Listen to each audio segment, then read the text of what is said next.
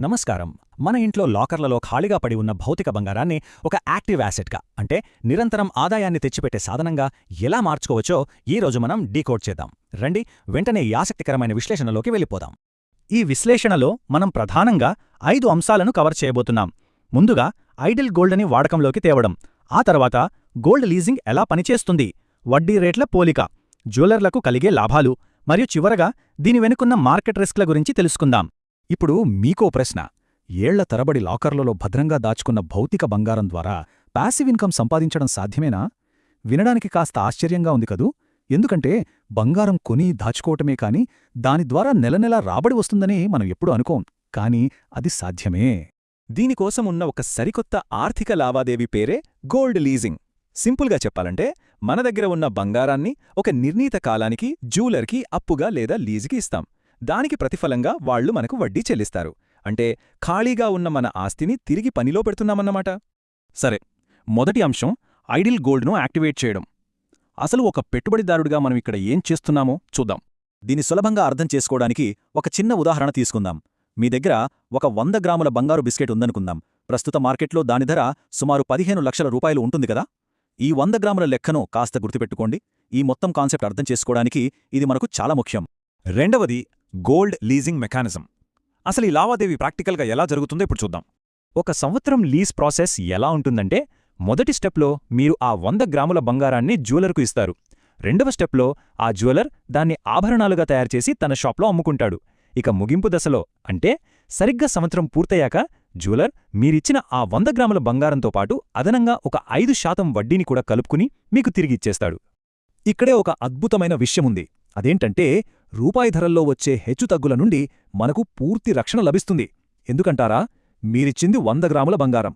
సంవత్సరం తర్వాత మీకు తిరిగొచ్చేది కూడా 100 గ్రాముల బంగారమే. ఈ మధ్యలో మార్కెట్లో బంగారం ధర ఆకాశాన్ని అంటినా లేదా అమాంతం పడిపోయినా సరే మీ బరువు మాత్రం ఎక్కడికీ పోదు. ఇక మూడవ అంశం వడ్డీ రేట్ల పోలిక. అసలు ఈ లీజింగ్ ద్వారా మనకు ఎంత రాబడి వస్తుందో ఒకసారి అంచనా వేద్దాం. సాధారణంగా ప్రభుత్వం ఆఫర్ చేసే సావరెన్ గోల్డ్ బాండ్స్ లాంటివైతే మనకు స్థిరంగా 2.5% రాబడినిస్తాయి. అదే ఈ గోల్డ్ లీజింగ్ విషయానికొస్తే స్థానిక జ్యువెలర్లు ఏకంగా 3 నుండి 6% వరకు కూడా వడ్డీని ఆఫర్ చేస్తుంటారు. అంటే అమాంతం రెట్టింపు రాబడనమాట. అయితే ఇక్కడ మనం గమనించాల్సిన ఒక ముఖ్యమైన పాయింట్ ఉంది. అదేంటంటే వడ్డీ రేటు అనేది ఎప్పుడైనా సరే అప్పు తీసుకునే సంస్థ లేదా వ్యక్తి విశ్వసనీయత మీద ఆధారపడి ఉంటుంది. ఉదాహరణకు టాటా గ్రూప్ లాంటి పెద్ద జాతీయ బ్రాండ్లకు మన లీజుకు ఇస్తే రిస్క్ తక్కువ కాబట్టి వాళ్లు కొంచెం తక్కువ వడ్డీనిస్తారు. అదే లోకల్గా ఉండే జ్యువెలర్లైతే వాళ్ళ దగ్గర కాస్త రిస్క్ ఎక్కువ ఉంటుంది గనక మనల్ని ఆకర్షించడానికి ఎక్కువ వడ్డీని ఆఫర్ చేస్తారు. ఇప్పుడు నాలుగో అంశం జ్యువెలర్లకుండే అడ్వాంటేజ్. అసలు ఈ జ్యువెలర్లు అంత వడ్డీ ఇచ్చి మరీ మన దగ్గర బంగారం ఎందుకు తీసుకుంటారు అని మీకు డౌట్ రావచ్చు. అసలు విషయమేంటంటే కొత్తగా ఆభరణాలు తయారు చేయాలంటే రిటైల్ జ్యువెలర్లకు బోలెడంత మూలధనం కావాలి. ఇప్పుడు మనం మాట్లాడుకున్న ఉదాహరణనే తీసుకుంటే మన దగ్గర లీజుకి తీసుకోవడం ద్వారా వాళ్లకు ఆ 15 లక్షల రూపాయల పెట్టుబడి ముందుగా పెట్టాల్సిన అవసరం తప్పుతుంది. వాళ్ల బిజినెస్ ఫ్రీగా రన్ చేసుకోవడానికి ఇది భలేగా ఉపయోగపడుతుంది.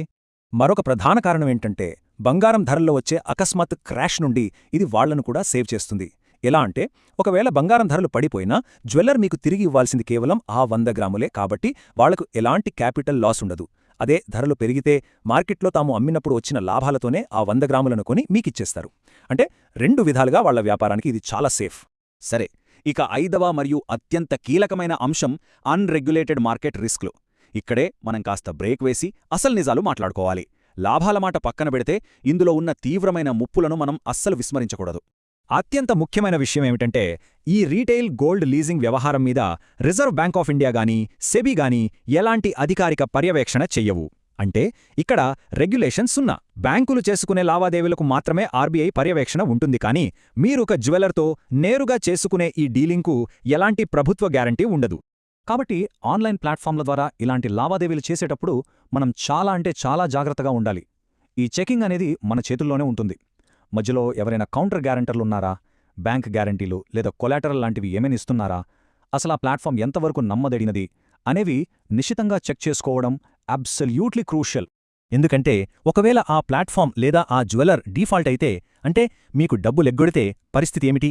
ఇక్కడ అధికారికంగా మన కంప్లైంట్ తీసుకుని పరిష్కరించే సెటప్ ఏమీ లేదు. మోసం జరిగితే డైరెక్టుగా పోలీసుల దగ్గరకు వెళ్లి కేసు పెట్టుకోవడం, ఆ తర్వాత వాళ్ళు ప్రారంభించే క్రిమినల్ ప్రొసీడింగ్స్ను ఫాలో అవడం తప్ప వేరే దారి లేదు. ఆ న్యాయ ప్రక్రియ ఎంత సుదీర్ఘంగా సంక్లిష్టంగా ఉంటుందో ప్రత్యేకంగా చెప్పనక్కర్లేదు.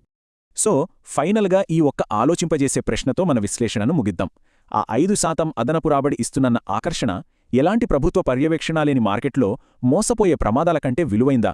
ఖాళీగా ఉన్న బంగారంపై ప్యాసివ్ ఇన్కమ్ కావాలనుకుంటారా, లేక ఈ రిస్కులను గమనించి అప్రమత్తంగా ఉంటారా అన్నది మీరే స్వయంగా బేరీజు వేసుకోవాలి.